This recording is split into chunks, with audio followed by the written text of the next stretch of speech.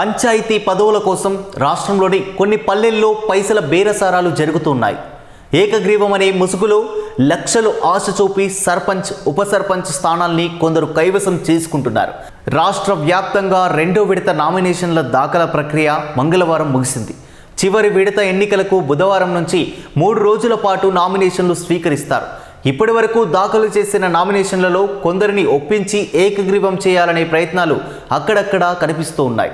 బలవంతపు ఏకగ్రీవాలు చెల్లవంటూ రాష్ట్ర ఎన్నికల సంఘం ఇటీవలే ఉత్తర్వులు ఇచ్చినా బేరసారాలు ఆగలేదు.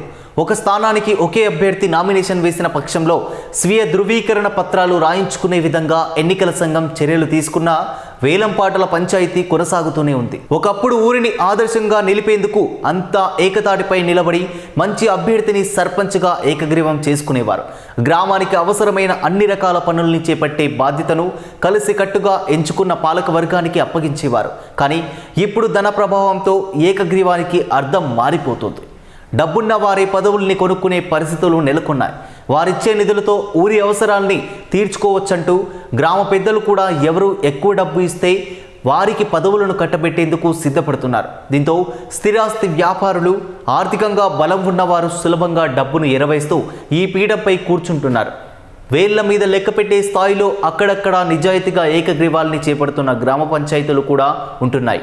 ఇలా ఇష్టానుసారంగా సంగారెడ్డి, మెదక్, సిద్దిపేట జిల్లాల్లో మంచి ఆదాయం ఉన్న పంచాయతీల కోసం ప్రయత్నాలు జరుగుతూ ఉన్నాయి.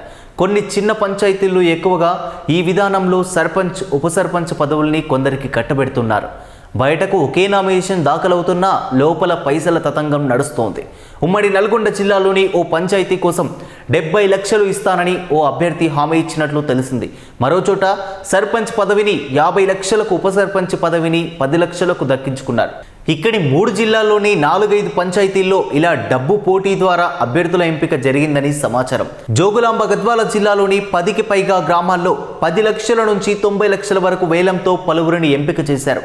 పోటీ లేకుండా కేవలం వారినే సర్పంచులు, వార్డు సభ్యులుగా నామినేషన్లు వేయించారు. ఉమ్మడి మహబూబ్నగర్ జిల్లా అంతటా ఇలాంటివి జరుగుతున్నా బయటకు రాకుండా జాగ్రత్త పడుతున్నారు. ఇక నాగర్ కర్నూలు జిల్లాలోని చూస్తే ఓ గ్రామంలో పోటీకి దిగిన 7గురిలో 25 లక్షలు ఇస్తానన్న వ్యక్తికే గ్రామ పెద్దలు కూడా జైకొట్టారు.